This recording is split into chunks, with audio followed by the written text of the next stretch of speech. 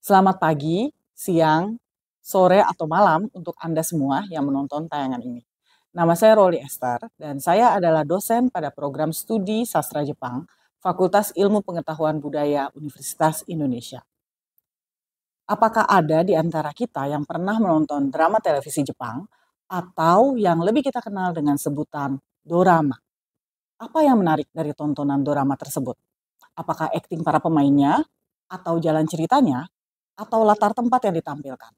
Jawabannya dapat beragam, tergantung selera kita masing-masing. Tetapi ternyata selain jalan cerita yang menarik atau akting para pemain yang memukau, melalui menonton drama televisi Jepang ini, kita juga dapat memperhatikan berbagai macam isu sosial dan budaya pada masyarakat Jepang.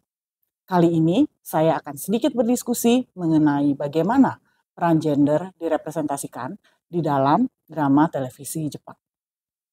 Tetapi sebelum kita melihat lebih jauh mengenai representasi peran gender tersebut di dalam drama televisi Jepang, mari kita melihat dulu apa yang dimaksud dengan peran gender. Peran gender adalah sekumpulan perilaku yang ditampilkan laki-laki dan perempuan, baik di ranah publik maupun di ranah privat, dan sekumpulan perilaku ini merupakan ekspektasi sosiokultural dan dibagi berdasarkan jenis kelamin seseorang. Sebagai contoh, seorang laki-laki diharapkan masyarakat untuk menjadi seorang bapak yang bekerja di luar rumah untuk mencari nafkah bagi keluarganya. Di sisi lain, seorang perempuan diharapkan untuk menjadi seorang ibu yang mengurus pekerjaan rumah tangga dan juga mengasuh serta mendidik anak-anaknya. Di Jepang, pada zaman Meiji, yaitu pada tahun 1868 sampai 1912, peran gender antara laki-laki dan perempuan dibedakan secara ketat.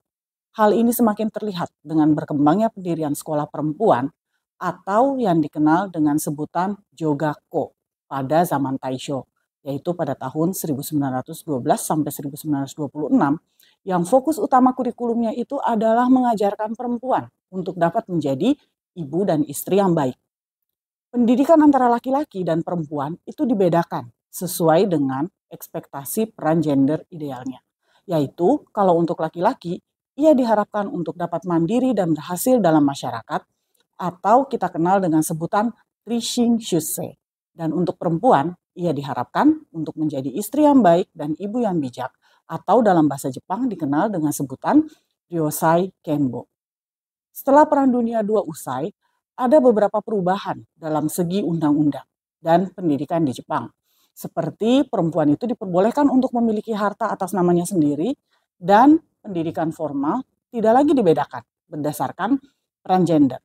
Dan di atas kertas, perempuan juga memiliki kesempatan yang sama untuk melanjutkan studi ke universitas.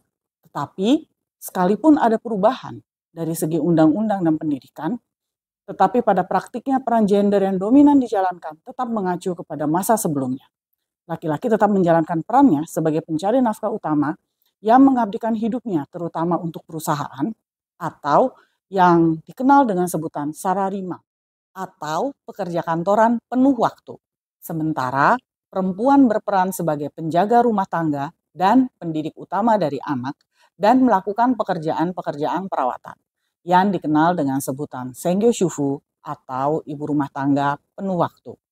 Selama puluhan tahun hingga tahun 1980-an, Sararima dan Sengyo Shufu menjadi peran gender yang dianggap paling ideal di dalam masyarakat Jepang. Pada tahun 1990-an, Jepang mulai memasuki masa Ushinawareta Junen atau The Lost Decade yang ditandai dengan resesi ekonomi. Kondisi ini menyebabkan perusahaan-perusahaan tidak dapat lagi memberikan jaminan kerja sampai masa pensiun dan restrukturisasi karyawan menjadi hal yang tidak dapat terhindarkan. Sehingga masyarakat mulai mempertanyakan peran gender sarariman dan Sengyo Shufu ini yang mendominasi dan selama ini dianggap ideal. Hal ini diikuti dengan mulai munculnya bentuk-bentuk peran gender yang lain seperti bapak rumah tangga penuh waktu, laki-laki herbivora, Arafo atau around 40, atau Fritter, pekerja paruh waktu pada usia produktif yang bukan seorang ibu rumah tangga. Beragamnya peran gender yang muncul setelah masa Lost Decade ini juga tergambar pada tema-tema yang diangkat dalam drama televisi Jepang pada tahun 2000-an. Sebagai contoh, pada tahun 2010, sebuah drama televisi berjudul Fritter Ieokau atau Fritter by a House ditayangkan di salah satu stasiun televisi Jepang. Drama ini bercerita mengenai tokoh utama Takeseiji yang menjadi seorang fritter. Sebuah istilah di Jepang untuk menyebut orang-orang yang bekerja paruh waktu tetapi tidak termasuk ibu rumah tangga dan juga pelajar. Di dalam drama ini, tokoh utama Seiji yang sudah lulus kuliah, ia bekerja penuh waktu selama 3 bulan dan selanjutnya itu menjadi fritter. Digambarkan mengalami konflik dengan ayahnya yang adalah seorang salarimang atau pekerja kantoran penuh waktu. Tokoh Seiji mewakili generasi muda yang melakukan resistensi dengan mengonstruksi peran gender selain sebagai salarimang. Sekaligus juga menggambarkan situasi di Jepang pada tahun 2000-an di dunia kerja yang tidak selalu memberikan kepastian seperti di masa sebelumnya. Di sisi lain, tokoh ayah Seiji mewakili generasi sebelumnya dengan peran gender sebagai salarimang yang bekerja dengan tekun dan mengabdi habis-habisan pada perusahaan. Drama televisi Jepang lain yang menggambarkan peran gender laki-laki yang berlawanan dengan salarimang itu adalah At Home Dad yang tayang pada tahun 2004. Pada drama ini, tokoh utama yang bernama Yamamura Kazuyuki diberhentikan dari perusahaannya dan pada saat yang sama istrinya itu mendapatkan pekerjaan. Kazuyuki dan istrinya sepakat untuk menjalankan peran berbeda dengan Kazuyuki menjadi seorang bapak rumah tangga dan istrinya yang bernama Miki menjadi seorang pekerja kantoran. Kazuyuki menghabiskan hari-harinya dengan mengurus anak, membersihkan rumah, mengikuti pertemuan orang tua murid. Dalam menjalani perannya ini, konflik batin bapak rumah tangga yang tidak lagi bekerja, menafkahi keluarganya ini muncul dalam diri Kazuyuki. Sekalipun tidak secara eksplisit disampaikan apa yang membuat konflik batin ini muncul, tetapi dapat diinterpretasikan bahwa sedikit banyak hal tersebut terjadi karena ia merasa sebagai laki-laki ia kurang sukses.